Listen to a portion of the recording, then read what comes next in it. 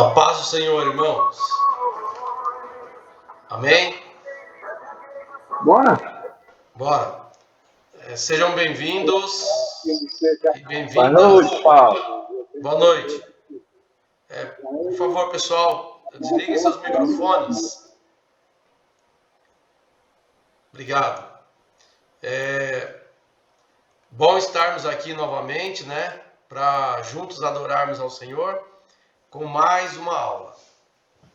Como sempre, mantenham seus microfones desligados. Quando vocês quiserem falar, é só dar um comandinho de voz aí, que aí o Wendel permite vocês falarem, tá bom? Que Deus abençoe cada um de vocês, que Ele derrame graça. Antes de mais nada, eu gostaria de fazer uma oração e de pedir para que vocês respondam lá, pessoal, a atividade, tá? Porque até agora eu vi lá, ainda não tem ninguém praticamente entregou. Então, por favor, façam isso, tá bom? Pai, em nome de Jesus, nós te louvamos e te agradecemos por essa noite. Amém. Senhor, uma noite em que nós sabemos que o Senhor tem nos abençoado, tem nos guardado. Pai, obrigado pela vida do Wendel, que com certeza preparou mais uma aula para nós. Derrama, Senhor, da tua graça, do teu poder. Sabe, Deus, sê conosco, nos visita, Senhor, que possamos sair daqui aprendendo mais um pouco a respeito da tua palavra e também, Senhor, daquilo que o Wendel buscou para nos ensinar a respeito de finanças. Em nome do Senhor Jesus, eu te agradeço. Amém. Amém. Contigo, Wendel. Deus te abençoe. Amém, amém. Obrigado, Paulo. Boa noite, galera. Muito obrigado por vocês estarem aqui conosco, né? Para a gente participar mais um dia aí, em nome de Jesus, de uma aula abençoada. Nós terminamos na aula 2 o primeiro bloco, né? Que era Deus e as finanças. E hoje nós vamos começar o bloco 2, a importância dos dízimos e das ofertas.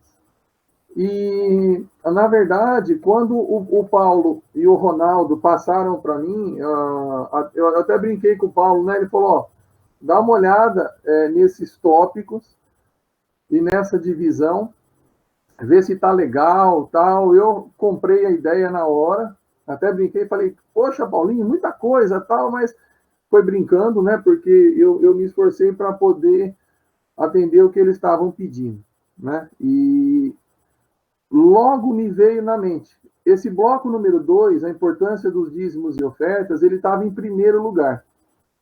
E, na verdade, eu deixei ele por último, porque tem uma pesquisa que eu vi uma vez, de que quando a pessoa está lendo uma carta, um e-mail, uma correspondência que seja, ela geralmente absorve o que está no fim. Se estiver assistindo alguma programação, ela vai absorver o fim do filme e tudo, tá? Embora lembre da história, mas a parte mais marcante vai ser aquela do final. Vocês estão vendo a tela aí, né? Você está vendo aí, Paulinho, o bloco 2?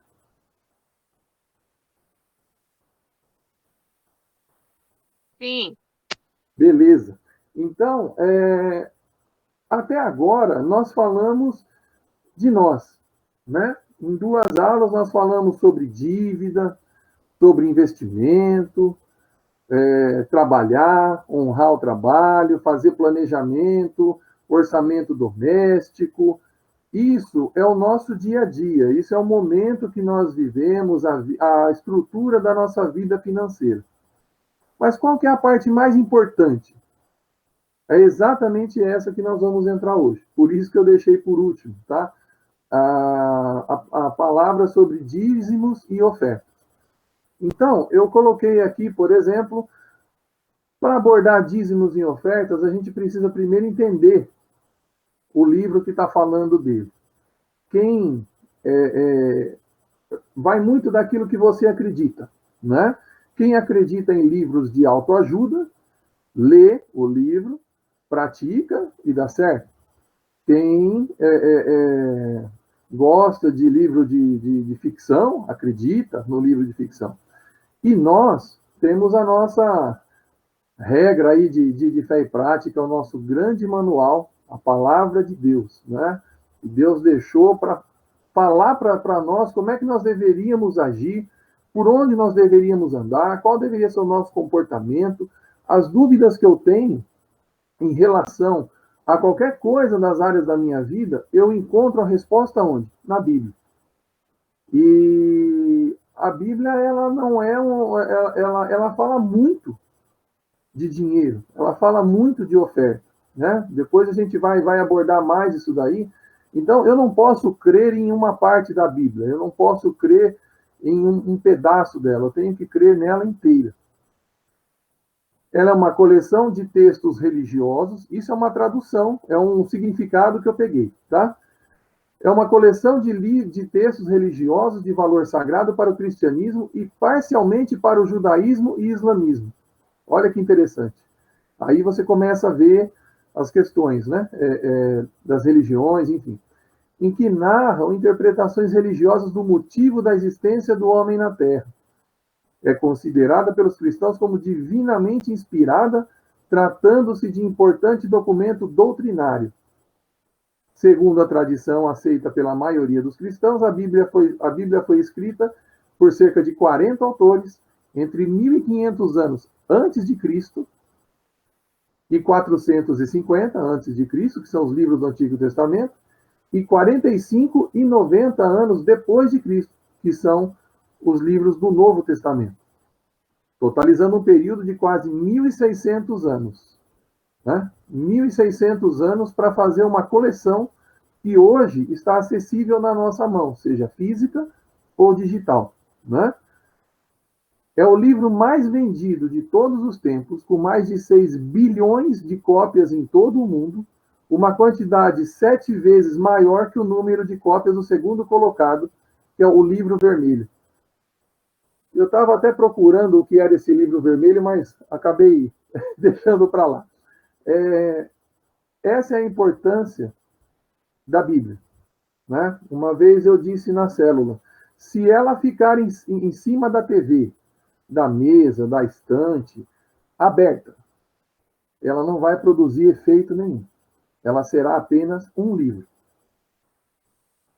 A partir do momento que você abre, que você lê, que você tem interação com ela, e que você começa a estudar, a ler e a deixar que as revelações saltem aos seus olhos, aí ela se torna a Bíblia no sentido mais profundo dela. Porque, para muitos, ela é um livro. E isso é uma pena, porque dentro dela tem orientações riquíssimas para nós, inclusive sobre dízimo e oferta. Dízimo é fidelidade, oferta é fé. Ok? Vamos lá. Dízimo, uma prática bíblica a ser observada. Esse, então, é o segundo tópico aí dentro deste grande bloco.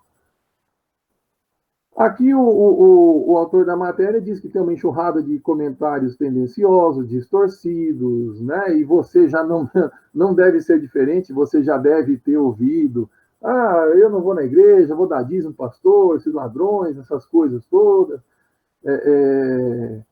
Outros que falam, acusam a igreja de vender pedacinho no céu e terra, tal, eles também não estão, de certa forma, errados, porque a igreja, infelizmente, dá esse exemplo. Né? Mas eles estão errados na acusação, porque acusando uma igreja, acusando uma instituição, ele não está acusando a pessoa que fez e cometeu o erro, ele está generalizando. Né? Então, todo mundo tenta, de um jeito ou de outro, descaracterizar o dízimo, dizendo que essa prática não tem amparo no Novo Testamento. Acredite, tem gente que faz isso, que diz que dízimo é só do Velho Testamento, né?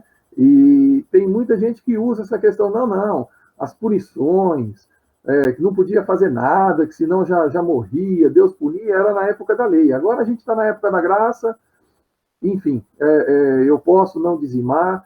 E eu achei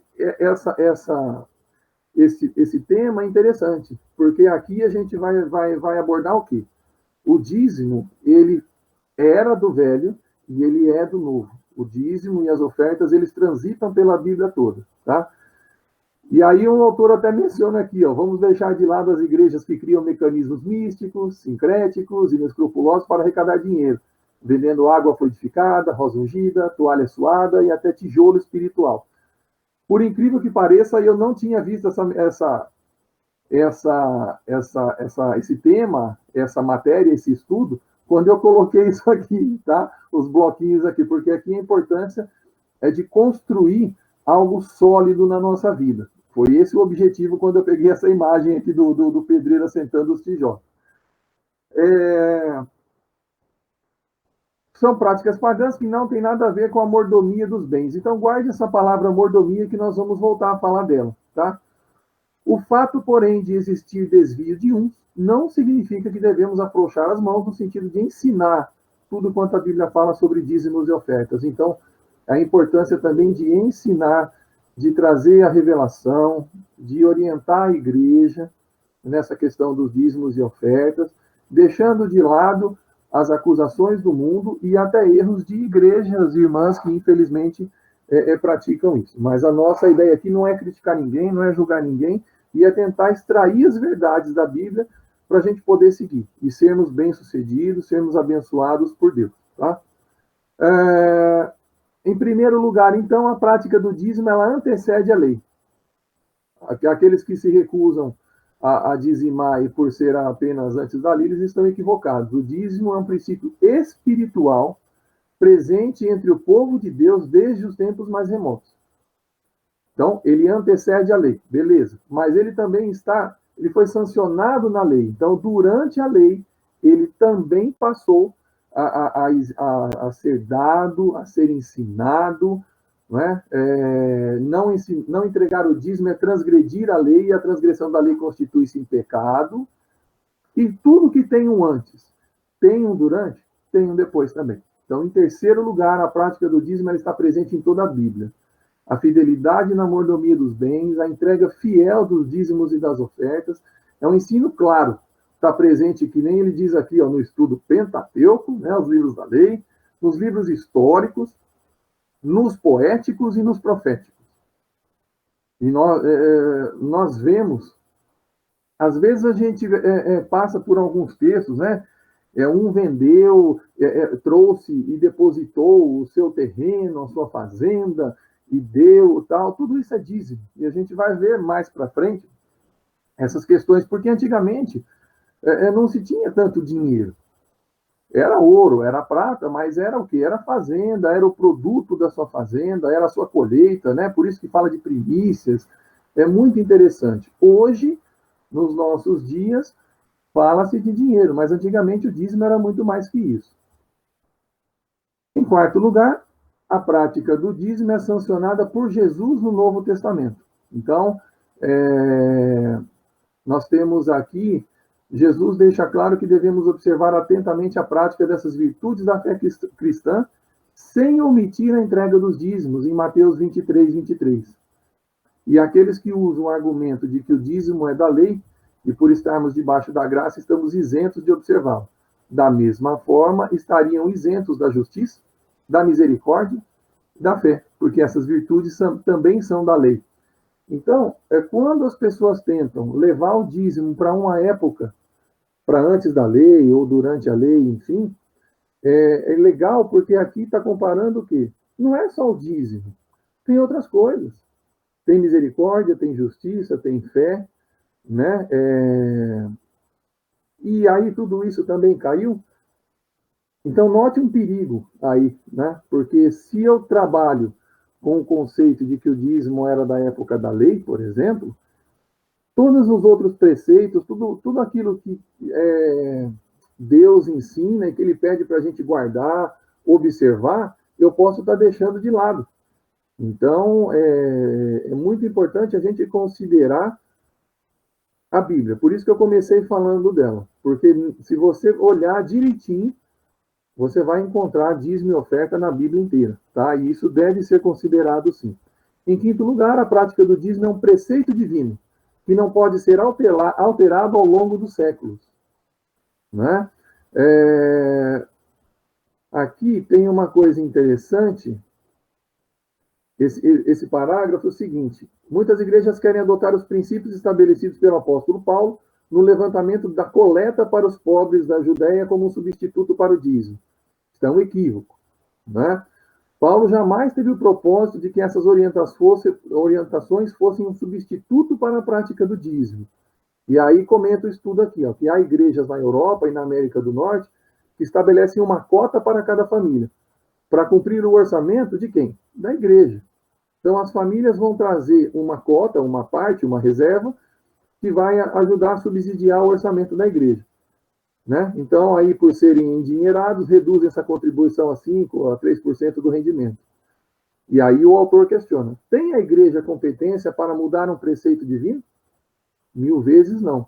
Importa-nos obedecer a Deus do que aos homens. Permaneçamos fiéis nas Escrituras, sejamos fiéis dizimistas. Esse ponto aqui é aquela mesma coisa que diz na Bíblia. Eu lembro muito dos textos, mas nunca lembro onde está. Existe um lugar na Bíblia que fala que não deve ser alterado um ponto, uma vírgula. Porque se você fizer isso, você está indo contra, né? Você está cometendo pecado. Então, quando eu começo a adaptar a Bíblia para uma doutrina, para uma visão, para um conceito, eu deixo de dar o dízimo, mas eu estipulo ali, 5% para o Edson, 3% para o Paulinho, 4% para o Mori, e desse jeito eu vou fazendo e eu cumpro o orçamento da igreja. O orçamento da igreja, o sustento da igreja, a gente vai discutir muito isso, é uma consequência, esse é um objetivo do dízimo. Mas não é por causa disso que eu vou ficar inventando firula. Eu tenho na Bíblia a orientação clara. Eu, enquanto membro, trazei todos os dízimos à casa do tesouro. Ponto. Eu trouxe o meu dízimo. Para que haja mantimento na minha casa, tal. Aí já é administração para que a igreja sobreviva. E depois ainda você é abençoado. Por quê? Pelo valor que você deu? Não. Pela sua atitude, pela sua obediência, pela sua liberalidade. O seu coração de falar: Deus, eu estou feliz em cumprir um mandamento seu, né? Vou dar um exemplo que não tem nada a ver com dízimo, mas em Salmos está falando o seguinte: orai pela paz em Jerusalém. Me vem agora na cabeça, eu vou citar: abençoarei os que te abençoarem, amaldiçoarei os que te amaldiçoarem. O que custa para nós orar por Jerusalém? Para que haja paz em Jerusalém. Quando eu faço isso, eu estou cumprindo um versículo na Bíblia, uma orientação que Deus deu. Não é legal? Então, quando eu pego e deposito na conta da igreja, faço uma transferência ou levo presencialmente, eu estou cumprindo Malaquias. E isso é muito legal. Sai aquele peso das costas e fala: puxa vida, que alegria, hoje eu entreguei o meu dízimo. Glória a Deus, porque esse mês aqui eu consegui fazer tudo certinho, eu obedeci a Deus. Você fica feliz, porque dízimo também não pode ser peso, tá? Fidelidade. Deixa eu só ver uma coisa aqui. Ó, já mudamos. Agora não é mais dízimo uma prática a ser observada. Agora é o propósito dos dízimos e ofertas. É um outro tópico dentro do bloco 2. O ponto de partida é: tudo pertence a Deus, e nós já vimos isso, né? Por isso aqui o bloco 1 teve muita coisa para trazer uma introdução para cá. Nem nós somos de nós mesmos. Então, aí tem um texto de 1 Coríntios 6, 19 a 20, tá? Segundo a Bíblia, nós somos o quê? Mordomos. Deus nos deu a sagrada responsabilidade de administrarmos o que pertence a Ele. Em sentido amplo, a mordomia envolve o uso sábio, fiel e abnegado da vida, a fim de lembrar ao ser humano que ele é a fonte de todas as bênçãos.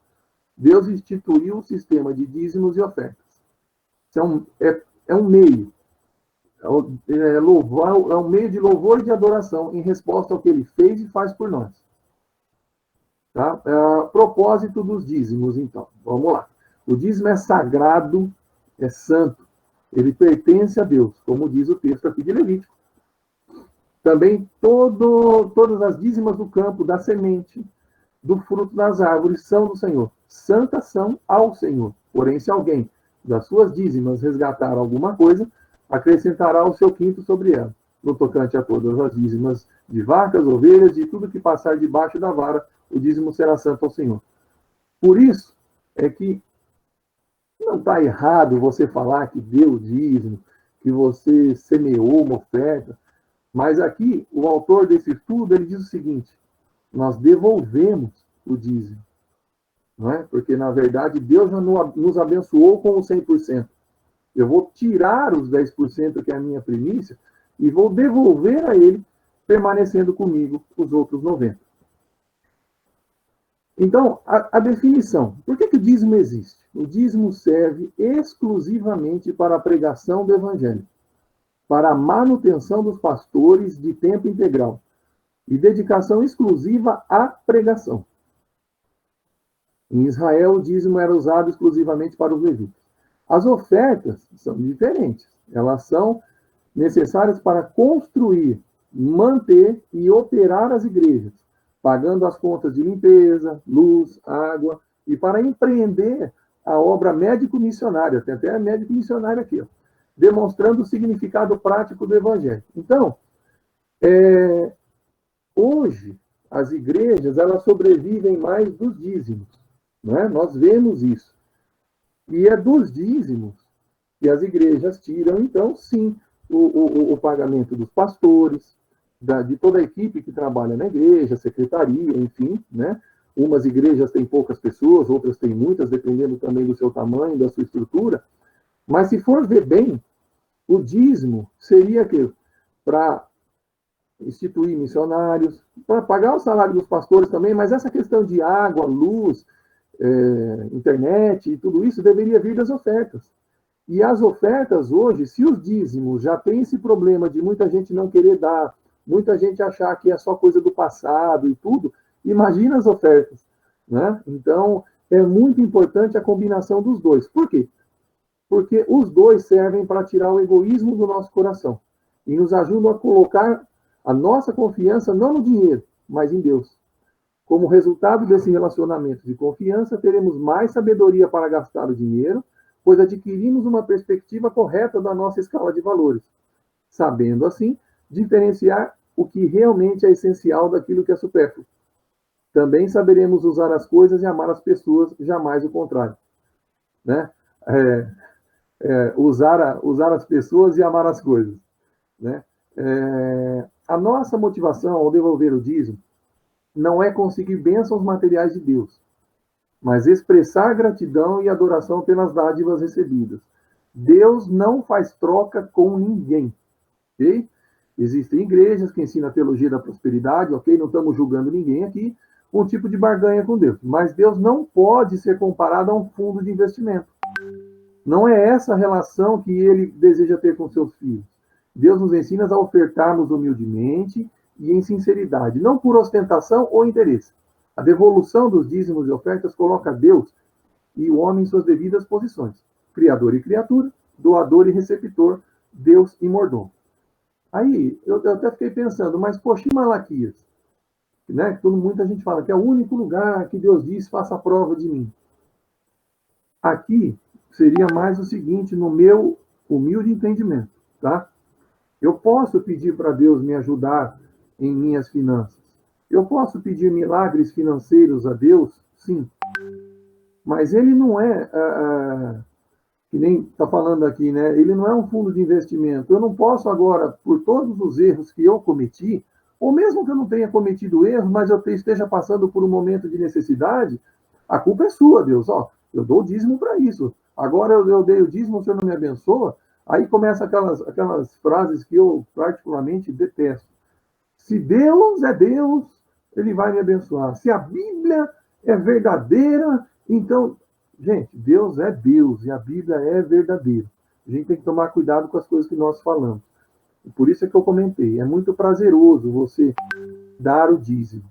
E é muito, assim, é uma coisa muito sincera. Você expor diante de Deus nas suas orações o que você quer, o que você precisa e pedir a ajuda de Deus.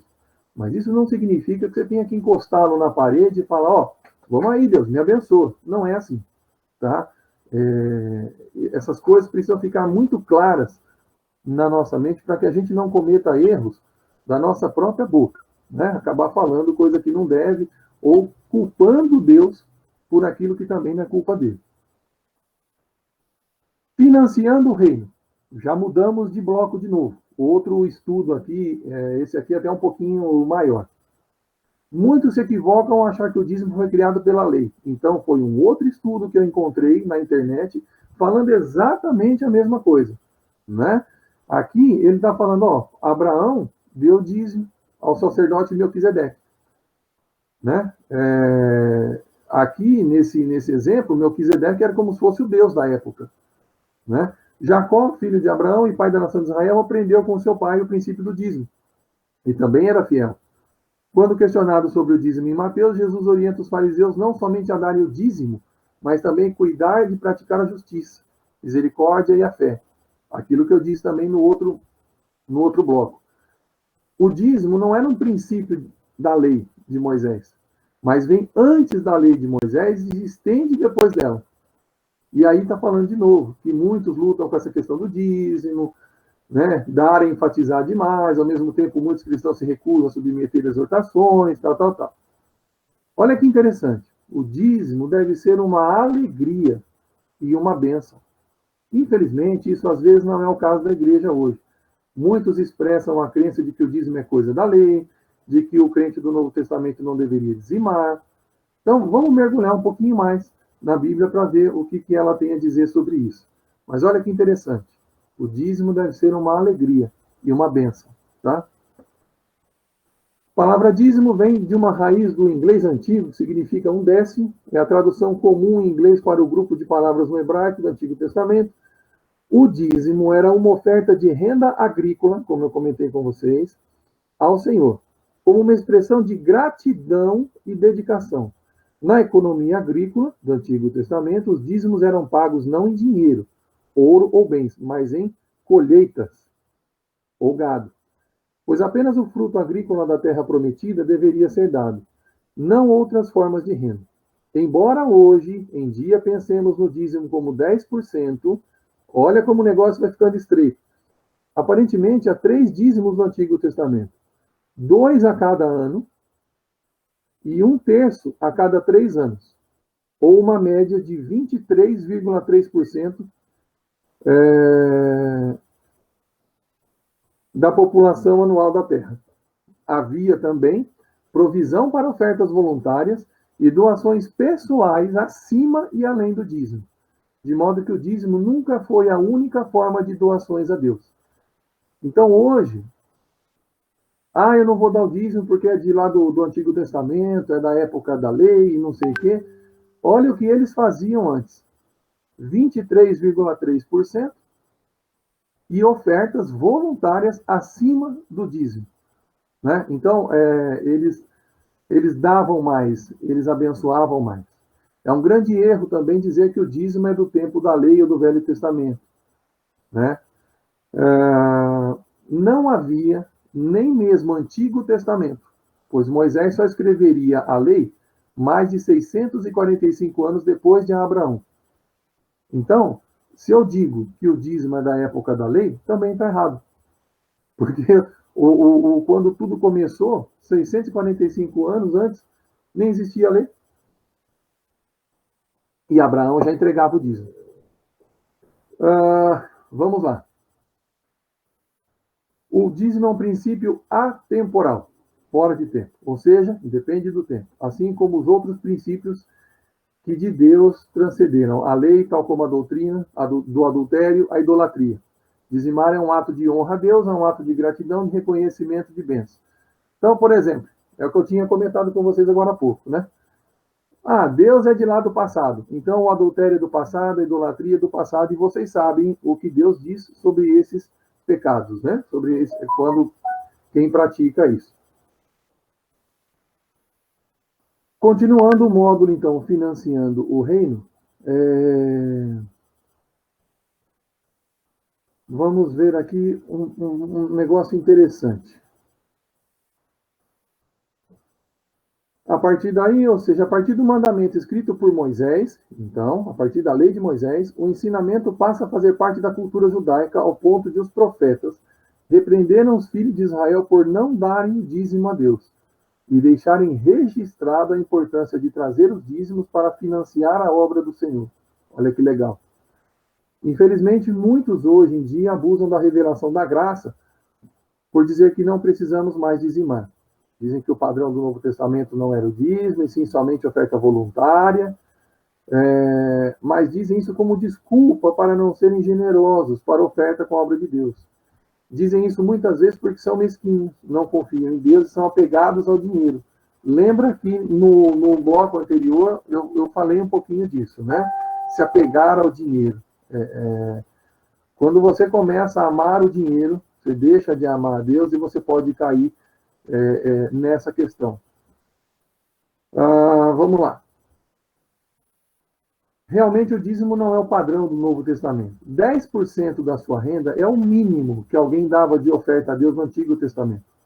Agora, debaixo da graça de Jesus, a igreja primitiva nos dá o exemplo ao darem tudo o que tinham, ou seja, 100%.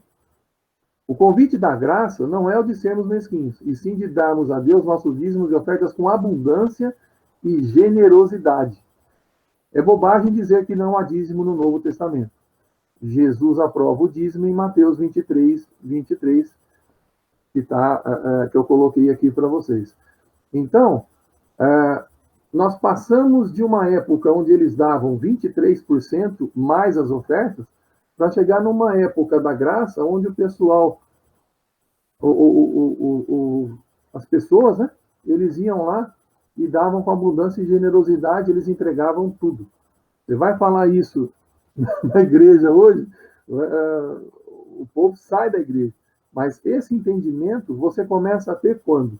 Quando você tem contato com a Bíblia, quando você tem relacionamento com a palavra de Deus. E ali não precisa, muitas vezes, alguém ficar falando para você o que você tem que fazer. A própria revelação daquilo que você está lendo vai trazer para você até resposta para aquelas questões, como eu comentei, por exemplo, se eu não estiver enganado, na primeira aula, né? Poxa, eu vou dizimar do bruto ou vou dizimar do líquido? Né? Você não vai perder a salvação por causa disso, por dar o dízimo do bruto ou do líquido. Mas a hora que você começar a ler a Bíblia, que você... lógico, eu estou falando aí com pessoas que leem a Bíblia, mas eu quero chamar a atenção aqui para essa importância de buscar na Bíblia a revelação para a sua vida, tá?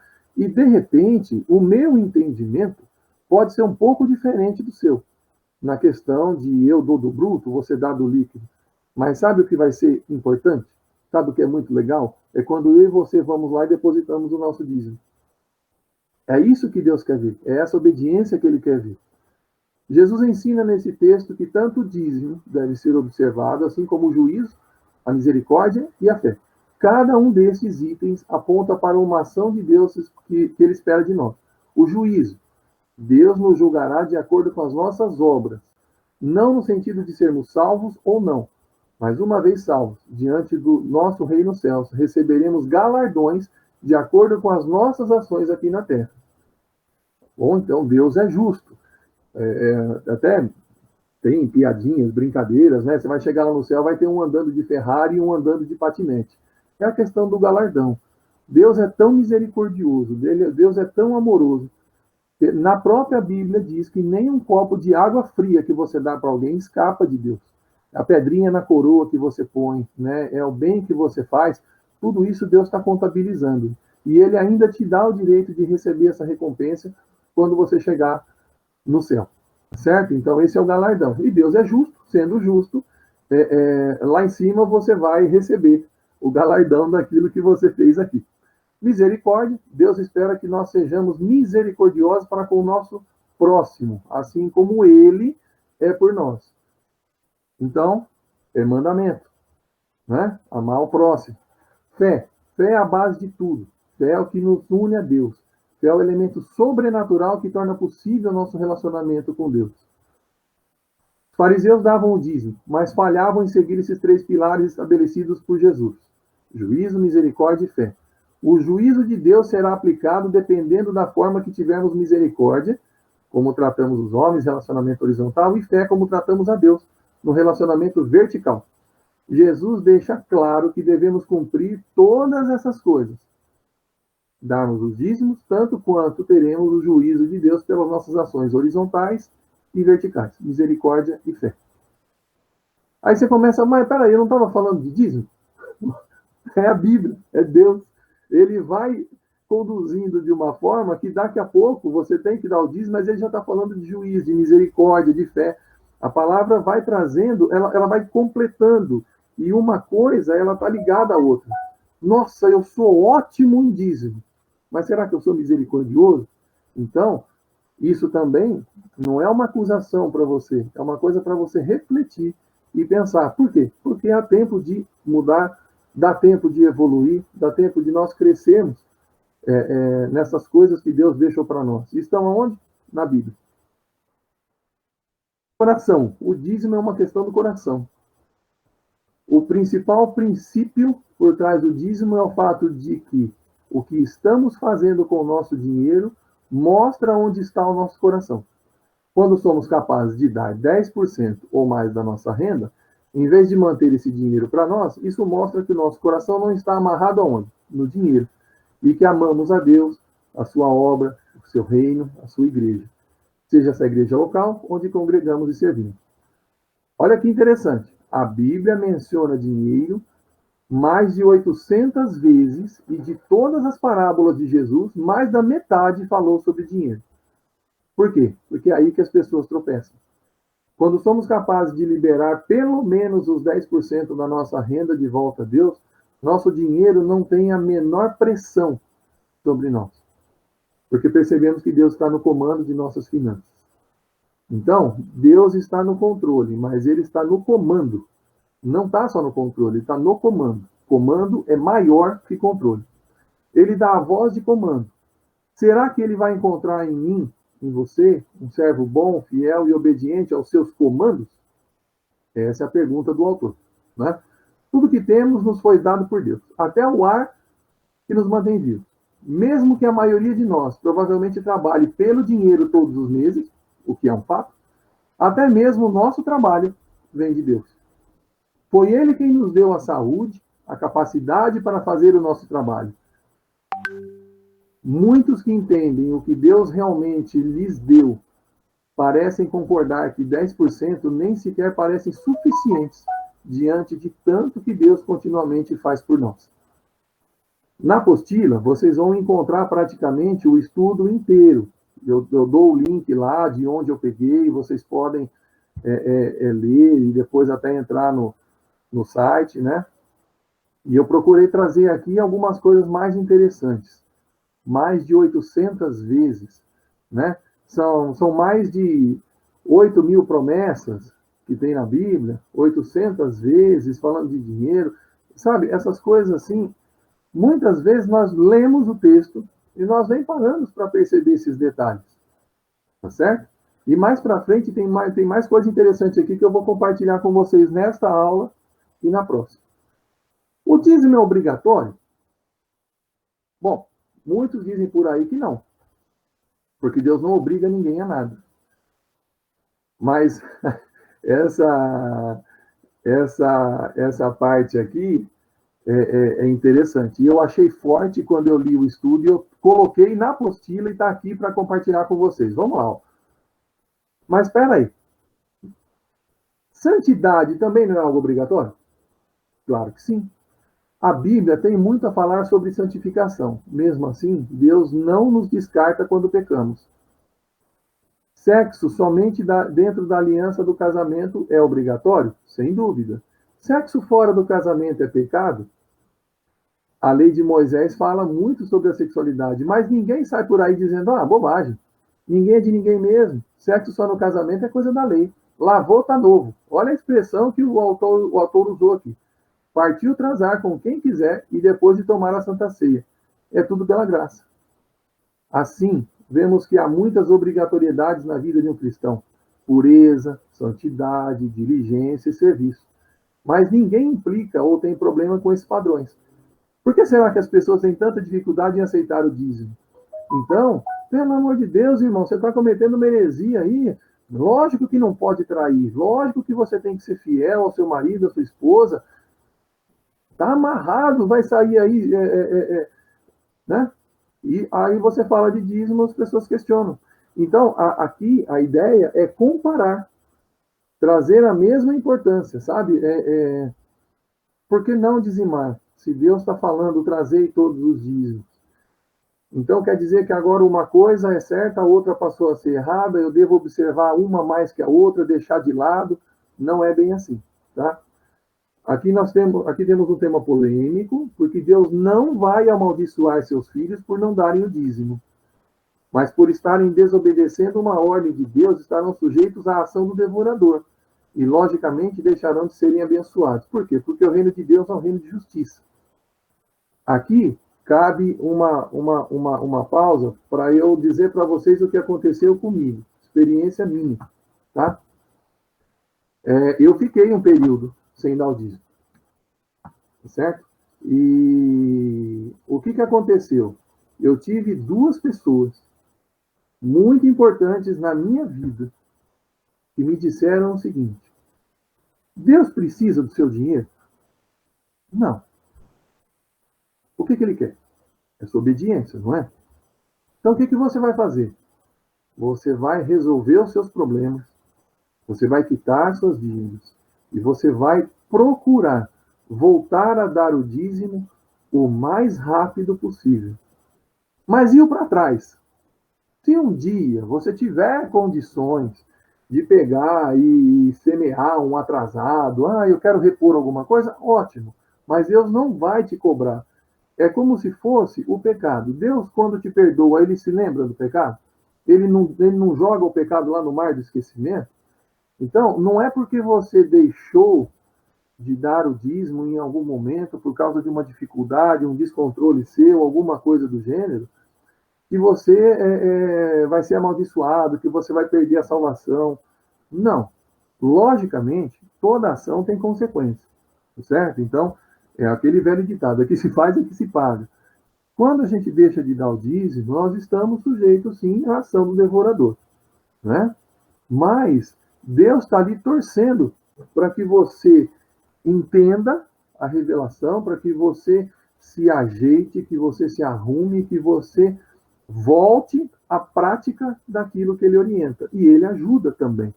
Então, puxa Deus, olha, eu fiquei um tempo sem dar o dízimo, mas glória a Deus que hoje eu estou de volta. Eu estou trazendo a minha semente, a minha primícia para a tua casa.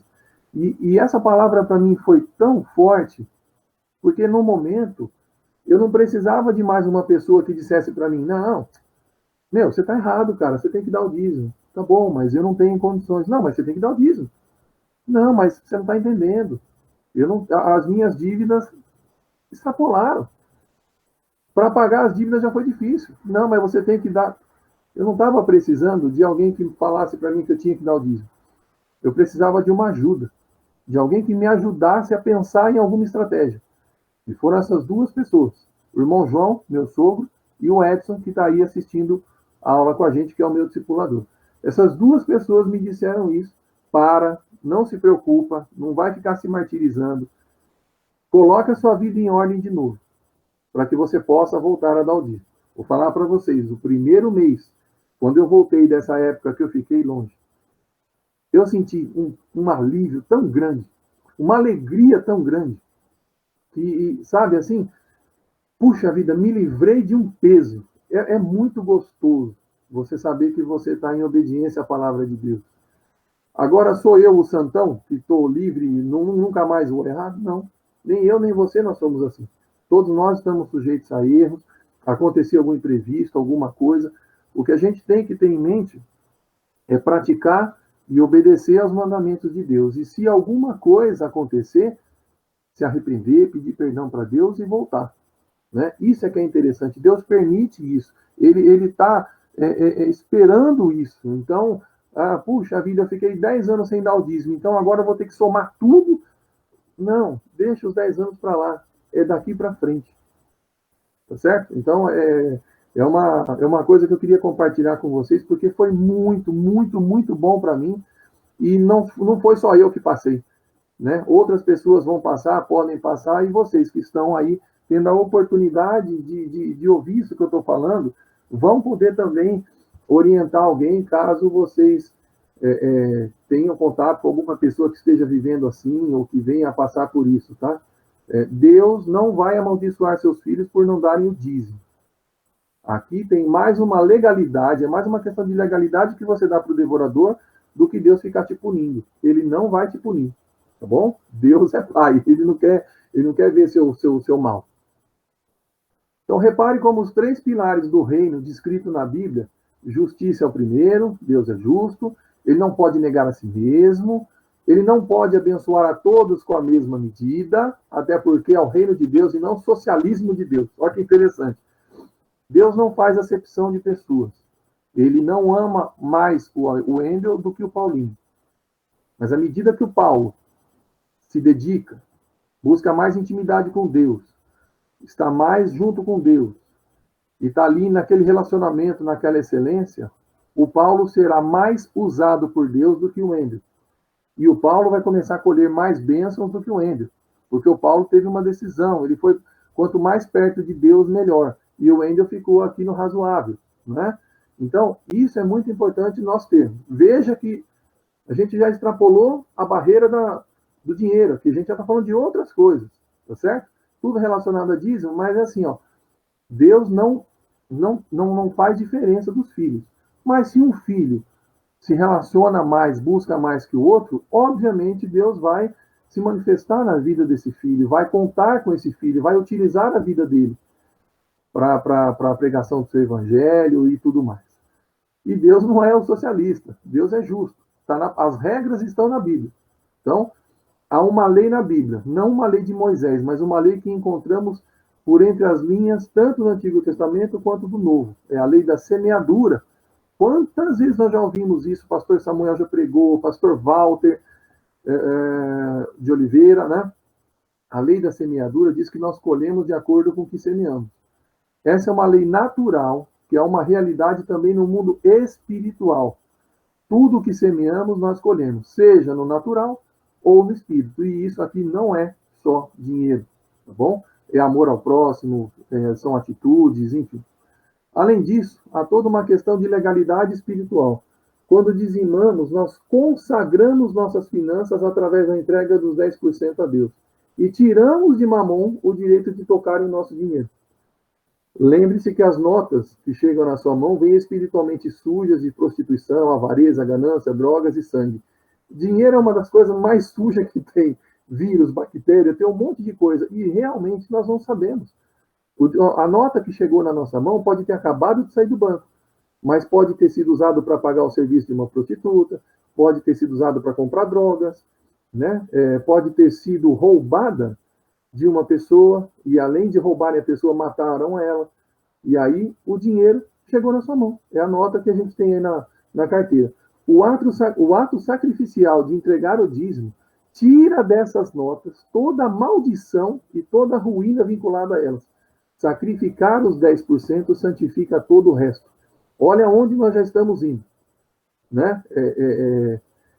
Além de eu pegar o envelopinho e colocar lá no gasofilaço, olha o que Deus está fazendo com o restante. Olha a preocupação de Deus com as moedas, com as notas, com o dinheiro que a gente recebe e põe no nosso bolso, na nossa carteira. Pode haver líderes da igreja que tentam culpar ou coagir as pessoas a dar. Mas há muitos líderes na igreja que querem simplesmente honrar a Deus nessa área e de verdade querem educar a sua igreja, dizimar e a serem generosos em suas ofertas, porque entendem que elas receberão de acordo com a semeadura. De acordo com a lei da semeadura, quem dizima recebe mais bênção financeira do que não dizima. Isso tem a ver com a justiça de Deus.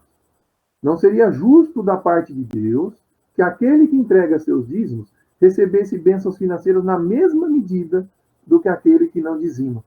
Deus é ruim? Deus é injusto? Não. Está na Bíblia. A regra está lá.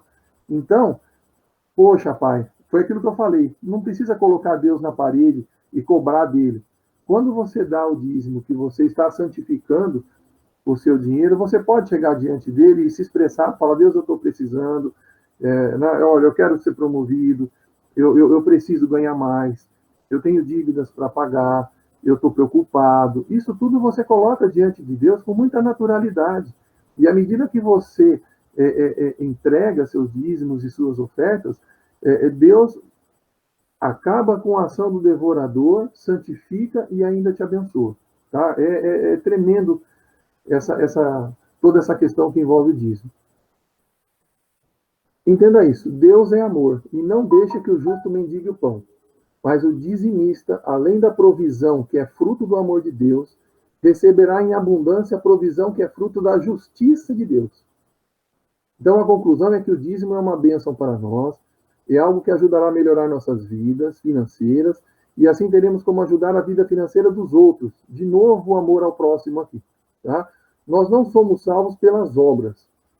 Portanto, quem não dá o dízimo não perde a salvação, mas perde o galardão. Perde a recompensa da semeadura do dízimo, que só o dizimista recebe. E perde a oportunidade de investir na única instituição que Cristo disse que está edificando na terra, a igreja. Né? A noiva dele. Então, olha só que interessante. Olha para onde vai tudo isso. Nós não comentamos lá sobre investimento, sobre tudo. Separa um pouquinho, invisto lá no CDB, numa poupança, no investimento tal, mas ao dar o dízimo, eu estou fazendo o maior investimento que eu posso fazer no mundo físico e no mundo espiritual. Entregar o dízimo é uma questão de coração. Jesus diz que nós colocamos nosso dinheiro no que amamos, né? Mateus 6:21. Quando realmente amamos a Deus, entregar o dízimo é algo natural e não é um forçar a barra. Eu achei muito legal isso aqui também. Quando eu amo a Deus, eu amo a sua obra e, como filho, entendo que devo semear tudo que tenho e sou para o reino de Deus. Entregar o dízimo é, portanto, um ato de amor a Cristo. Entender isso lhe ajudará a melhorar sua vida e fortalecerá seu relacionamento com Deus. Que Deus te abençoe e te ajude a cada dia a liberar seu coração e a sua mente de todo o sofisma, de todo o medo de investir em sua obra. Que o Espírito Santo traga a convicção de que você pode e deve investir seus dízimos e ofertas na igreja local, para o avanço do seu reino, e que, ao fazê-lo, você não sentirá falta do que deu. Pelo contrário, o Senhor dará generosamente mais do que você semeou, porque cada semente que semeamos na obra de Deus volta àquele famoso texto que você conhece, a 30, a 60 e a 100 por 1. Tá? Antes disso, eu passei por alguns textos aí que os autores falaram, né? Que tem igreja que faz isso, igreja que faz aquilo, igreja que faz aquilo, tal. É importante você saber, né? Então, por exemplo, eu fico muito tranquilo com a questão de dar o dízimo, tá? Porque eu conheço a Betsaida e eu tenho visto o zelo desde quando eu cheguei, há 20 anos atrás, o zelo, a preocupação com o nome da igreja, né? O pastor Nildo, o pastor Samuel, o irmão João, né? O zelo com que essas pessoas cuidam. Então, eu fico muito tranquilo. E nós temos, graças a Deus, essa questão de que nós fazemos campanhas. Nós fizemos campanha para as cadeiras, nós fizemos campanha para o som. Lá embaixo, nós fizemos também campanhas, carnezinho, projeto semente, projeto isso, projeto aquilo. É muito legal, porque nós vimos que aquilo que nós semeamos, aquilo que nós colaboramos, nós vimos ali, pronto. Né? Então, foi pintada a igreja, foi instalado som, foi instalado cadeira. Nós vimos os nossos dízimos ali. Né? É exatamente esse parágrafo que vem agora. A doutrina do dízimo é inaceitável muitas vezes para aqueles que tiveram uma experiência pessoal negativa, com pastores corruptos que abusaram das finanças da igreja. Muitos perderam a confiança e o respeito com a figura do pastor e com a instituição. Para estes, devemos pedir que Deus traga a revelação que há pastores e pastores, assim como há médicos e médicos. Há pessoas sérias e falsas em todas as áreas. O falso só existe por causa do verdadeiro. Sem o verdadeiro, não há falso. Como copiar o que não existe? Há falsos pastores, sim, mas isso somente porque há pastores verdadeiros. Há muitos pastores honestos, justos, retos, íntegros e bons. Não é justo que estes paguem pelos erros dos outros. Então, aqui vai uma dica. Por que eu disse isso? Eu enquadro a Betsaida, o pastor Samuel, neste texto que está em negrito aqui. Ó. Há muitos pastores honestos, justos e retos, íntegros e bons. Não é justo nem eu ficar julgando as igrejas que praticam outras coisas. Não é justo eu ficar julgando esses pastores que erraram, né? Porque a lei da semeadura está funcionando, e eu já vou comentar aqui na palavra do professor, até eu deixar um recadinho para vocês. Eu não preciso ficar julgando ninguém. É melhor eu orar e falar, Deus, abre a mente desse povo. Que esses pastores, presbíteros, apóstolos, bispos que fazem isso, eles tenham a verdadeira revelação. Que eles deem de cara contigo e o Senhor ministre na vida deles para eles pararem de fazer isso. Porque é muito normal, né? Um pagar pelo erro de todos. Então, a nós cristãos, cabe buscarmos e encontrarmos esses pastores verdadeiros e acreditarmos que eles usarão os dízimos verdadeiramente para a obra do Senhor. E os pastores falsos que abusam dos dízimos da igreja, esses serão julgados por Deus e colherão o fruto da sua iniquidade. Acredite no ditado: aqui se faz, aqui se paga. Então, não deixe de dizimar por medo de que seu dízimo será usado para fins escusos. Saiba que quando você entrega seu dízimo na igreja, é a Deus que você entrega. E o Senhor, nosso Deus, que te vê em secreto, te recompensará. Então, eu deixei uma palavrinha aqui para você, o seguinte, ó. Você entregou seu dízimo ou sua oferta. A partir daí, o dinheiro não é mais seu, porque ele saiu da sua mão. O que eu tenho é meu. Quando eu dou para alguém, deixa de ser meu. Ok. O dinheiro não é mais seu, mas dá conta da igreja. Quando eu faço isso, quando eu dou o dízimo, eu estou automaticamente consagrando o meu dinheiro, a minha oferta, o meu dízimo a Deus. Quem vai administrar o montante recolhido tem nas mãos uma batata quente, porque eu fiz a minha parte. Eu obedeci a Deus. Eu fui lá, eu consagrei o meu dízimo, a minha oferta, né? Já me livrei do mamon, de tudo isso que a gente acabou de comentar aqui. Só que e agora? E quem pegou esse dinheiro na mão para administrar? Vai ter que depositar na conta, vai ter que pagar as contas, vai ter que manter as contas da igreja no dia. A responsabilidade é imensa. E se essa pessoa for falhar, a culpa não será minha nem sua. Nós fizemos a nossa parte. Então, essa questão, assim, tudo que tem na casa do Senhor, né? Por exemplo, você sobe lá no Ministério Infantil. Poxa, lá tem lápis, tem caneta, tem papel, é coisa tão simples que nós temos na nossa casa. Mas aquele lápis, aquela caneta, aquele papel que está ali dentro de uma sala, para de repente uma criança que nem sabe escrever nada, tadinha, chegar lá e rabiscar e achar que está fazendo a coisa mais maravilhosa do mundo, sai de lá toda feliz porque ela fez um desenho. Isso é consagrado a Deus. Esse papel, esse lápis, ele está servindo para algo muito maior. Então, a gente tem que ter muito cuidado com as coisas na nossa vida, na nossa casa, mas quando for mexer com alguma coisa de Deus, tem que ter muito zelo, tá? E, de novo, eu reforço aqui, eu fico bem tranquilo, bem feliz, porque eu vejo na Betsaida e no pastor Samuel, na equipe, pessoas íntegras que estão trabalhando muito bem e sabem, e valorizam e entendem isso. Então, eu fico muito tranquilo. Eu fiz questão de colocar essas coisas aqui para a gente ter essa tranquilidade. Ah, mas será? Será que estão pegando o meu dízimo, que estão trabalhando direitinho? Na dúvida, vai lá e fala com o pastor. Pede para ele te mostrar o balanço da igreja, as coisas lá, sabe? Porque a minha missão não é ter medo. A minha missão é cumprir a minha obrigação, a minha parte nessa questão que é dar o dízimo.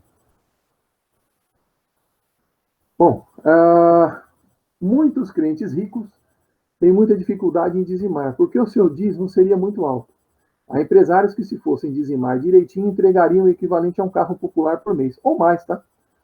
Quando olham para o valor alto do seu dízimo, eles muitas vezes buscam para si doutrinas dos homens e justificam como dizeres, o dízimo é a lei e eu vivo na graça. usam essas ideologias humanas com desculpa para esconder e disfarçar o quê? A mesquinhez que tomou a conta dos seus corações. Outros, para apaziguar os corações, fazem doações à igreja. Ajudam, contribuem, dão ofertas altas para serem aprovados em seus próprios corações, dizendo: eu não dizimo, opa, mas eu dou muito mais que o dízimo porque eu sou generoso com a igreja. Na maioria das vezes isso é uma inverdade.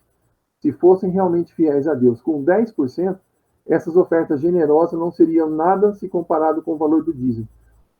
E como nós estamos vendo aqui que as duas caminham juntas, o dízimo serve para uma coisa e as ofertas para outra, eu coloco o meu dinheirinho dentro do envelope, e é por isso que tem envelope, tá? Muitas igrejas não usam, muitas usam. Por que você deposita seu dinheiro dentro de uma caixa, dentro de uma salva, né? Que aqui parece aquele coador de café. Por que você não vai lá na frente, conta as notas, né? E todo mundo vê você depositando assim, ó, uma nota de 50, duas notas de 50, três notas de 50. Porque a primícia é sua. E quanto você dá é algo muito seu. É particular. Né? Então você não pode, não deve, não precisa. Hoje eu dei R$1.000 de dízimo. Logicamente, o seu irmãozinho que está do seu lado vai falar: poxa, se eu tenho que dar 10% de dízimo, e o meu irmão aqui deu 1.000, isso significa que ele ganha 10.000. Você já não ouviu na empresa dizer que quanto você ganha, quanto você tem na sua conta, é pessoal, é intransferível, e diz respeito só a você? Então, é por isso que tem envelope, é por isso que você... Porque, assim, não é a quantia.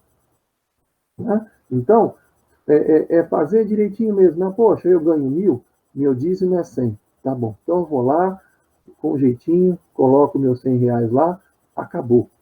Ninguém vê, ninguém fica sabendo, tal. Quando se é casado, ok, aí marido e mulher sabem, enquanto um ou outro dá o dízimo, isso é preciso, isso é normal, isso tem que ser feito. E você está ensinando os filhos, o filho vai também saber quanto você ganha, isso é algo natural, está dentro da família. Mas, assim, o restante não precisa saber, tá? É muito particular. Então, se eu tenho que dar o dízimo e tenho que dar a oferta, um cara desse que ganha bastante, se ele fosse fazer algo equivalente, ele daria um dízimo alto e ainda daria algumas doações para a igreja, algumas ofertas, e com certeza daria muito mais. Só que nessa, puxa vida, eu vou dar tudo isso para a igreja, eles vão lá e criam alguns padrões, algumas coisas que também não está certo. Os dizimistas têm justificativas clássicas. E aí nós vamos ver uma delas. Algumas, né? Eu não dizimo porque não estou debaixo da lei, e sim da graça. Comentamos bastante disso. Seria a justificativa 1, lei e graça. A justificativa 2, sentimental. Mas, professor, a Bíblia diz em 2 Coríntios que a contribuição tem que ser espontânea. Ou seja, eu dou o que eu quiser, não é? Então, é boa essa ideia, mas esse texto não fala de dízimo, e sim de oferta. Que legal, né? Dízimo é dívida. Não entregar o dízimo é roubar a Deus. Isso é muito forte. O que pode estar acontecendo em nosso coração que não nos permite ter a alegria de dizimar. Foi como eu disse para vocês, eu me sinto tão bem, e me senti tão bem quando eu passei por esse problema e voltei a dar o dízimo. O que será que rouba a nossa alegria em sustentar a causa que abraçamos e defendemos? Aí tem a justificativa financeira. Mas o que eu ganho não sobra, ou mal dá para o meu sustento. E tem a assistencial. Prefiro dar meu dízimo aos pobres. Prefiro eu mesmo administrar meu dízimo. Tá bom.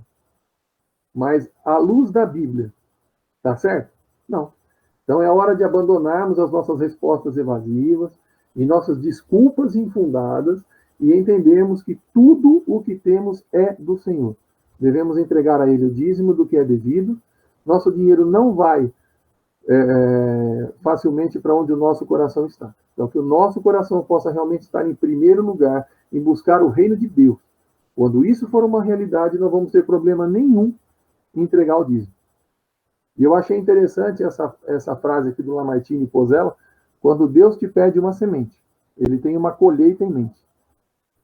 Olha aí, nós enxergamos só o que está na nossa frente. Nós não sabemos o que vai acontecer daqui 5, 10 minutos. E Deus está te pedindo algo, porque Ele já tem a visão lá na frente. Não é interessante viajar em pensamento aqui e falar, puxa vida, minha semente agora vai virar uma colheita amanhã? Vai saber o que Deus está preparando para mim. Então, eu prefiro, sim, ofertar, dar o dízimo, né, e cumprir com esse mandamento de Deus, tá? Falamos de dízimo, então vamos falar um pouquinho de oferta agora.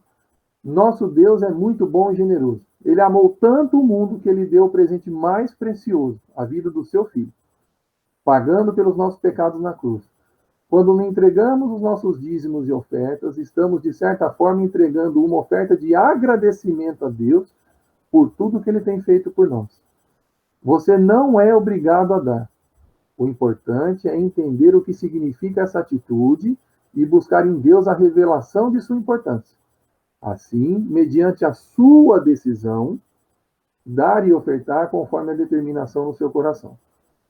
Ao entregarmos nossos dízimos e nossas ofertas de amor, estamos mostrando para nós mesmos e para Deus onde realmente está o nosso coração. Se em Deus e no seu reino ou em nossas prioridades. E a perguntinha do autor: como é que Jesus pode edificar a igreja se o seu próprio povo não acreditar em investir nela? Né? E aí ele continua comentando.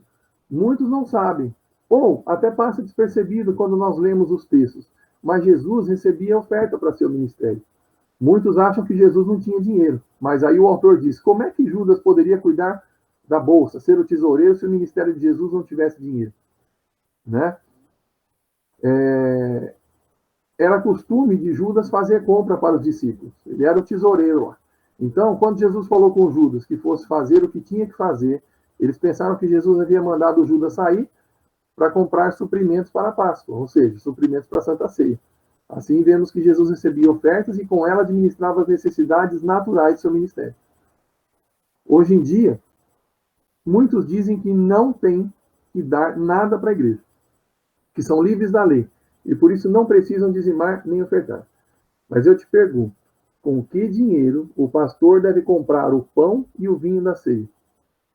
E se não pode fazer culto de Santa Ceia às escuras, logo com que dinheiro vai se pagar a conta de luz do templo? E se o pastor ou a equipe pastoral vivem para se doar para a igreja em tempo integral? Com que dinheiro esses pastores vão sustentar suas famílias? Ah, o pastor tem que viver pela fé, não é problema meu. Tem que dar um jeito, tem que fazer as suas tendas. Paulo fez tendas porque estava iniciando o seu trabalho apostólico. As igrejas eram pequenas, espalhadas e perseguidas. Mesmo assim, foi só uma fase. Quando a igreja de Corinto cresce, ele escreve a sua primeira carta, a qual ele fundou, e ele exorta a igreja a sustentar os pastores financeiramente. Olha que interessante. Muitas vezes a gente lê os textos e não percebe essas coisas, que Judas era tesoureiro, né? Que Paulo fez aí as tendas, depois as tendas foram se transformando em igreja, e ele exorta elas a sustentarem eles, né? Quando Jesus envia seus discípulos para sair a evangelizar, eles os orientam a não levarem bolsa nem dinheiro, porque deveriam ser sustentados por aqueles que estavam recebendo a ministração da palavra. Olha que interessante, né? E nós vemos lá os apóstolos indo, fazendo e tal, mas a gente não percebe como é que era o dia a dia deles. Onde é que eles dormiam, o que eles comiam, né? A gente está acostumado a ler, e foi um para um lado, foi um para o outro, converteu milhares de vidas e não sei o quê. Mas olha que coisa interessante para a gente pensar.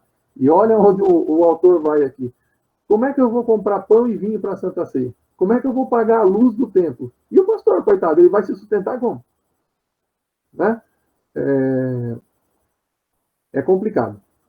Mas, graças a Deus, nós não temos essa complicação. Né? É muito importante entender isso. Palavras de Jesus. Digno é o obreiro do seu salário. Logo, vemos que compete aos que são ministrados sustentar seus ministros. Ou seja, compete à ovelha sustentar o pastor. Compete aos discípulos de Jesus sustentar a sua igreja. E isso não é ordenança nossa, é ordenança de Cristo. Além do sustento dos pastores, com que dinheiro vamos manter tantos outros aspectos da igreja, a qual Jesus se comprometeu a edificar? Né?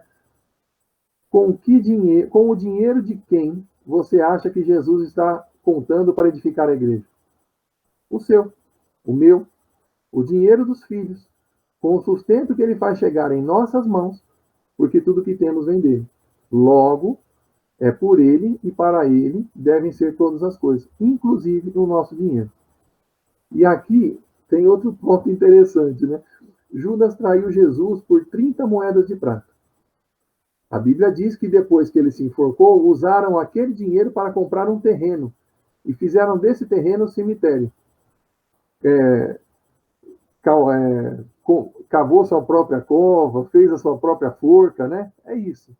Então, ele amou o dinheiro, foi lá, traiu Jesus por moedas que depois foram usadas para comprar um terreno para colocar ele lá. Então, não vale a pena, né? A gente já viu que não vale a pena. E nunca vai valer a pena. Judas amou o dinheiro mais do que Jesus. Trocou a confiança e o amor de Cristo por 30 moedas de prata. O dinheiro foi suficiente para comprar um terreno. Talvez por isso membros da igreja primitiva tinham o costume de dar terrenos em oferta em sinal de sua devoção. No Novo Testamento a gente vê passagens de pessoas que deram terreno, né? Talvez fosse uma declaração de fé, um ato contrário ao de Judas, que traiu Cristo pelo preço de um terreno.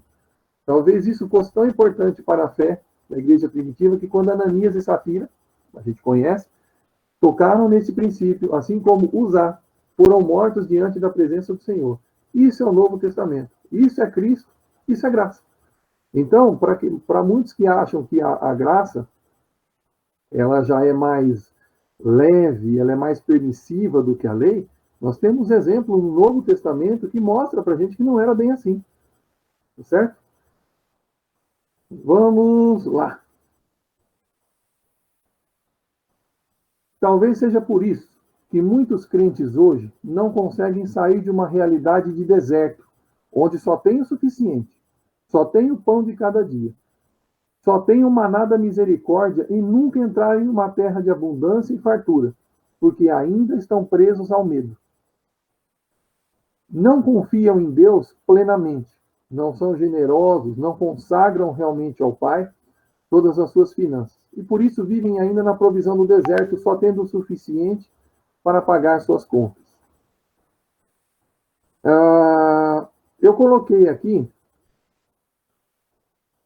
o exemplozinho aí do joio e do trigo. Muito se fala, né, de joio e de trigo, porque, na verdade, é o que o texto daqui está falando.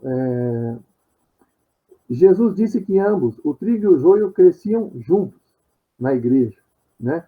Ambos são muito parecidos e é difícil saber quem é quem só de olhar. A melhor maneira de se distinguir o trigo do joio é apertando. Quando você aperta o trigo e o joio é que vemos quem é quem realmente. Por quê? O trigo ele é resistente, tem fruto, tem semente, ao passo que o joio não resiste ao aperto. Não tem fruto, não tem semente, quando você aperta só sai palha. E aí o autor usa uma frase muito interessante. Deus permite momentos de aperto financeiro em nossas vidas, para que possamos ser trigo e frutificar. É na fase do aperto que mostramos quem somos. Que você possa usar a fase do aperto financeiro para mostrar a Deus do que você é feito, trigo ou joio. É pelo fruto que nos demos a conhecer. Portanto, creia, confie e frutifique. Seja trigo.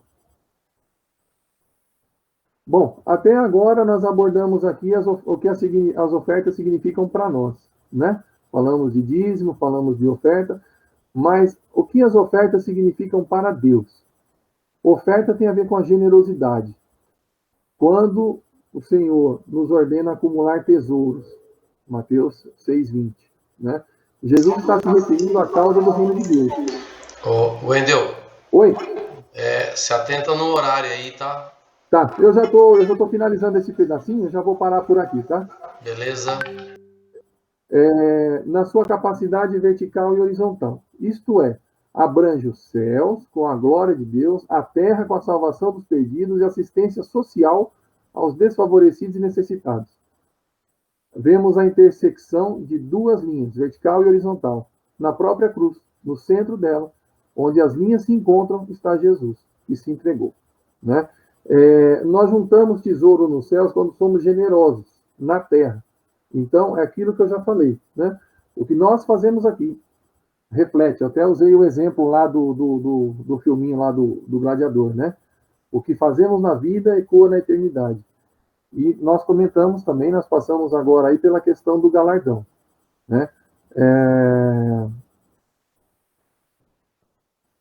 Então, essas verdades tornam-se ainda mais claras quando Jesus nos ensina que não podemos servir a dois senhores, né? Aí volta a falar lá de Deus e Mamon. Então, passando de uma forma bem tranquila, aí eu vou usar os minutinhos que restam aí para falar da prova. Nós temos mais alguns slides falando aqui terminando esse bloco da oferta, tá bom?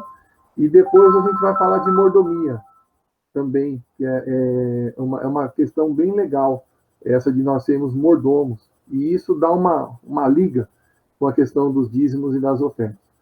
Então, na próxima aula, a gente retoma o assunto. Já vai ser a última. Eu já vou sentir saudade e falta, porque eu estou me divertindo. Eu estou amando fazer isso, né? Falar com vocês a esse respeito. Para mim tem sido muito bom. E então, na próxima aula, nós terminamos. Tá? Eu queria falar um pouquinho, bem rapidinho, da prova. Deixa eu só parar aqui, para a gente poder comentar uma coisinha aqui que eu vou... o que acontece? Todo curso ele tem uma prova, né? Eu já fiz a prova, eu vou ver com o Paulinho aqui para a gente poder colocar lá. Eu espero que dê para colocar dentro do Google Classroom, nome chique aí, que nós temos usado a plataforma da escola, e espero que dê por lá. Se não der, qualquer coisa a gente manda por e-mail. Para que nesta semana, durante esta semana, o pessoal que está matriculado, né, possa responder com consulta. Coisa que aluno mais gosta é prova com consulta, né? Então, como eu já liberei a apostila lá na nossa parte de finanças, dentro da escola, do Back School. Então, você pode acessar a apostila, caso não tenha acessado ainda, responder ao trabalhinho que eu deixei. Poxa, ainda você pegou o trabalhinho, mas eu já vou dar a dica aqui. A apostila está grande? A apostila está grande porque eu ainda me segurei, tá? Se eu fosse colocar, eu vi tanta coisa legal, eu quis tanta coisa para... Você vai absorvendo, você vai aprendendo, eu preciso compartilhar isso com o meu irmão. Mas eu me segurei. Só que, como eu pedi lá no trabalho para contar quantas vezes cada versículo, não é cada versículo, quantos versículos se repetem mais de uma vez dentro da apostila. Então, você vai achar lá, tem um de Lucas que acho que se repete 3 ou 4 vezes. Não é essa a ideia. Lucas é 4, mas Gálatas é... Não. Quais versículos que você encontra que se repetem mais de uma vez, 2 ou mais? Quando você encontrar esses versículos, você vai falar para mim, eu encontrei 5 versículos, ou encontrei 10 versículos. Quais são eles? Eu já deixei, propositalmente, todos os versículos dentro da apostila, eles estão em negrito. Todos. Então, quem for fazer uma leitura dinâmica, vai encontrar os versículos. Aí você vai relatar. Poxa, eu encontrei 5, são eles. Mateus, Marcos, Lucas, João. Aí é que vem o fundamento do trabalho. Contar versículo, dizer quais são, não é o fundamento. O fundamento é a terceira pergunta. É você ler esses versículos, porque se eles se repetem dentro da apostila, eles têm uma importância. E ao ler, qual foi a revelação para você? O que saltou aos seus olhos? O que você entendeu com esses versículos? Não tem uma regra, não tem um gabarito, você não é obrigado a responder do jeito que eu estou pensando, porque é a interpretação sua. Isso para nós é que vai valer. Então esse é o trabalho. A prova, eu vou mostrar para vocês já, aqui, deixa eu ver se eu consigo apresentar, porque a gente está estruturando ela para tentar colocar do jeito que está aqui. Lá para... Paulo, só dá uma olhada para mim, por favor. Você está vendo a prova aí?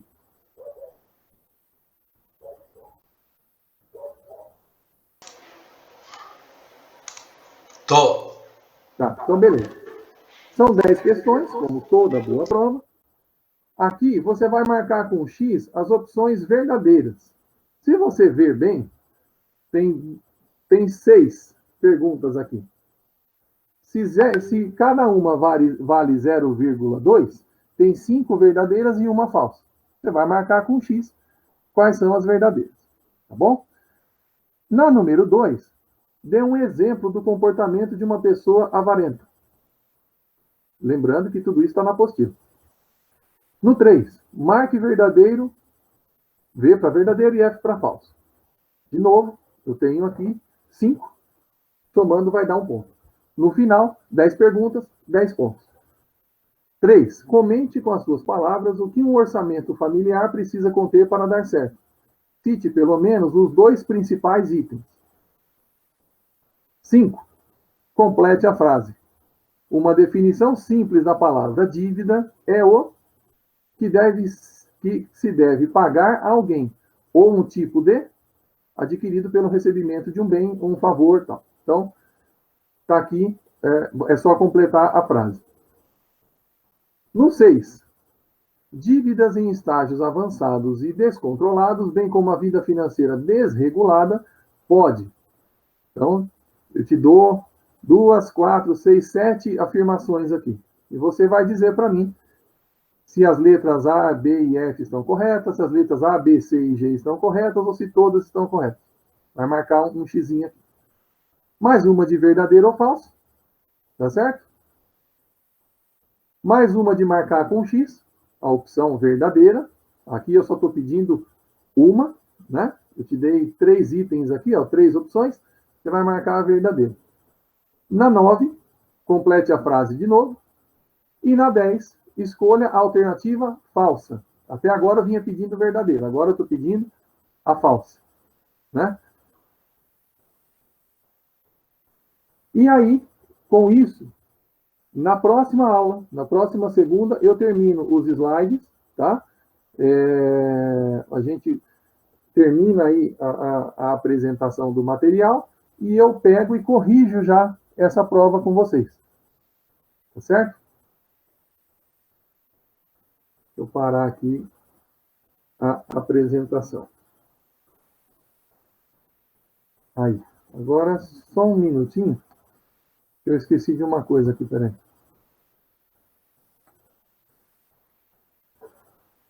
Só para marcar quem esteve hoje aqui. Andréia Silva, Aline Mendes.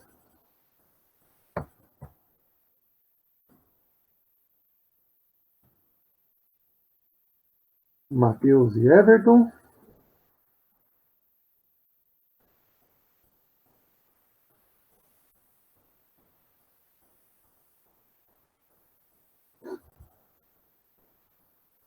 Beleza?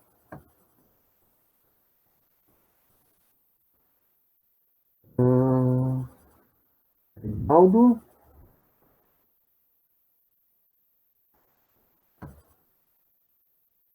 Quem mais está aqui? Deixa eu ver. Alzeni, obrigado. Nossa convidada aí, Edson, obrigado. Mori, obrigado. Isso. Bom, já marquei a presença de todos aqui, então. E ficamos assim combinados.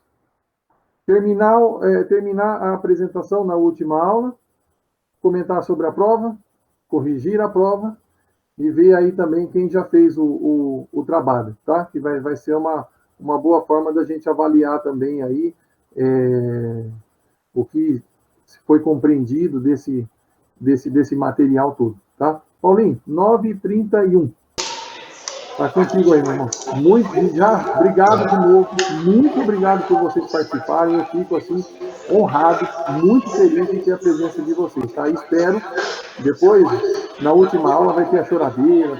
Poxa vida, eu vou sentir saudade, mas eu estou muito feliz de ter vocês aqui. Eu espero estar contribuindo com alguma coisa pro aprendizado de vocês, tá? Obrigado. Obrigado, Wendel. Pessoal, só lembrando, por exemplo, o Mori, o Edson e o Alzenir, eles na verdade já não são mais apenas convidados, né? Eles já Eles já estão aqui já há algum tempo conosco, então eles estão assim, gabaritados até para fazer essa prova aí. Eu só pediria...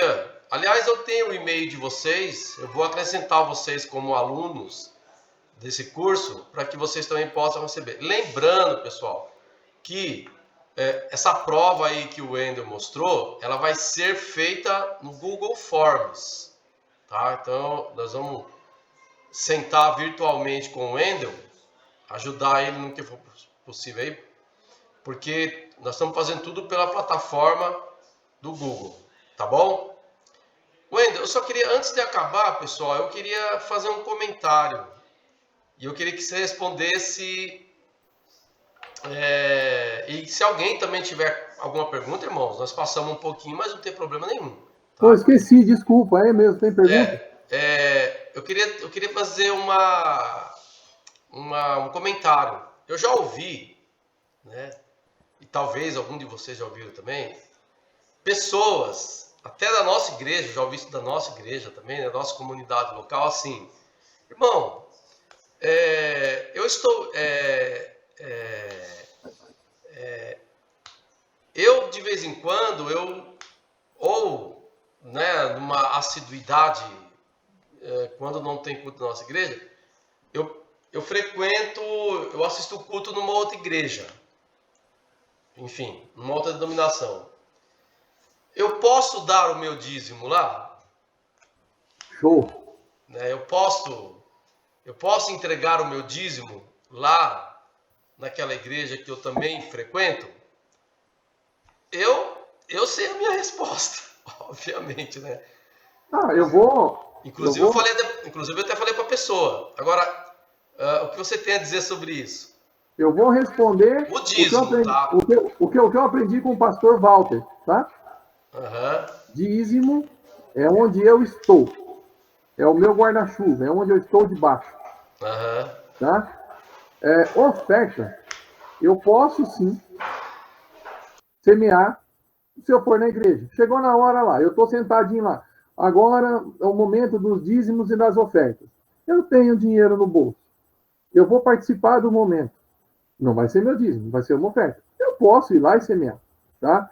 É que hoje, por vários motivos, inclusive também pandemia, não dá mais. Mas eu sempre fui muito fã de visitar a igreja. Tá? Eu participei de vigílias no Avivamento da Fé, toda a última sexta-feira de cada mês, das 11 da manhã até as 5 das 11 da noite até as 5 da manhã. E chegava lá, o pastor lá falava, chegou a hora de tirar a vossa lã. Vocês são ovelhas, eu vou tirar a lã de vocês. Ia lá na frente e dizimava. Já fui no Vale da Bênção, não só lá dentro, no centro de oração, mas em vigílias naquela igrejinha lá fora deles, né? Então, assim, porque eu aprendi uma coisa, Paulinho, nessa questão de visitar a igreja, tá? Primeiro, eu sei aonde eu estou, né? Eu sou fiel ao lugar onde eu estou, a comunidade Bethside. Mas, às vezes, lá no começo, eu ia para uma igreja, eu tinha essa questão de, não ir não, porque imagina, eu sou dessa igreja aqui, eu vou ficar aqui, imagina, conhecer outras igrejas. Quando eu comecei aí, eu tive, por isso que eu digo, a experiência é muito pessoal. Eu tive uma revelação do seguinte, eu entrei, eu pisei na porta da igreja, assim, ó, quando eu vi aquele monte de gente, sabe o que me veio na cabeça? Olha a quantidade de irmãos que eu tenho e que eu não conhecia. A partir desse dia, cara, se você me chamar, eu já fui em igreja batista, eu fui em uma metodista, eu já fui em assembleia, Vale da Bênção ia direto, Avivamento da Fé, eu fui na inauguração da Catedral da Fé lá, na época era da João Dias, lá da Universal, quando para já 5, 6 mil pessoas era muito. Hoje em dia o Templo de Salomão é muito mais que isso, mas eu já fui conhecer o Templo de Salomão também, né? Então eu saio muito consciente do lugar onde eu pertenço. E aqui eu dou o dízimo. Lá eu posso ofertar, não tem problema nenhum. Esse é o meu entendimento, que eu aprendi inclusive quando o pastor Walter ministrava aí na Bethsaida, tá?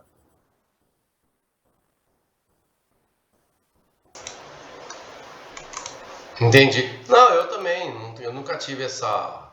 Eu sempre tive esse entendimento também, né? Mas é uma coisa engraçada, né? A pessoa, quando Não, é ela não tem, importantíssimo. a pessoa, quando ela não tem esse entendimento, ela faz umas coisas assim. Mas não é só isso também, né? Em tudo, né? Bom, pessoal, alguém quer falar mais alguma coisa? Alguém tem uma pergunta? Senão a gente já vai encerrar, porque já é quase 21h40.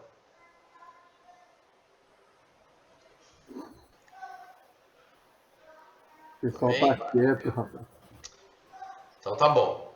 Como diz o povo, né? Quem cala quer ficar quietinho. Não é assim que fala, não. Bom, irmãos, obrigado por vocês estarem aqui, né? Por vocês terem entrado. Que Deus abençoe a vida de vocês. Então fiquem ligados aí no e-mail de vocês. O Wendel vai preparar a prova e que você já preparou, né? Só vai formatar lá no Google Form.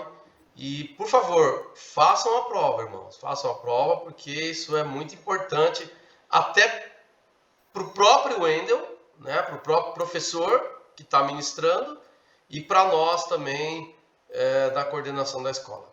Tá bom? Vamos orar? Olha. Pai, em nome de Jesus, assim como nós começamos orando, nós também concluímos mais esta aula orando. Crendo, Pai, que nós fomos alimentados pelo estudo que o Wendel trouxe aqui com relação aos dízimos e às ofertas. Senhor, foi de grande valia, Senhor. Eu tenho certeza que aquilo que nós aprendemos hoje, ó Pai, nós vamos levar para toda a vida, Senhor. E vamos poder multiplicar o conhecimento. Agora, Pai, abençoa cada irmão que está na sua casa, guarda, continua guardando, continua abençoando e que nós possamos, ó Pai, ter uma boa noite de descanso. Obrigado por cuidar de nós e oramos também, sabe Deus, por todos aqueles que por algum motivo ou outro não puderam entrar aqui hoje. Nós te louvamos e te agradecemos por tudo em nome de Jesus. Amém. Amém. Amém, irmãos. Deus abençoe vocês. Que Amém. Deus bendiga. Que Deus nos dê graça. Boa Amém. noite, Deus obrigado abençoe, pela presença. varões. E continuem se cuidando em nome de Jesus. Amém. Amém. Tchau, Amém. tchau. Boa Amém. noite. Deus abençoe. Amém. Boa noite. Tchau, tchau. Tchau, tchau. Cadê o Matheus? Tá aí, né? Ah. Matheus tá logado aí, ó. Tá no mudo, Paulinho. Agora sim. Bom, eu vou encerrar a gravação aqui, porque agora o que a gente vai conversar não precisa ser gravado.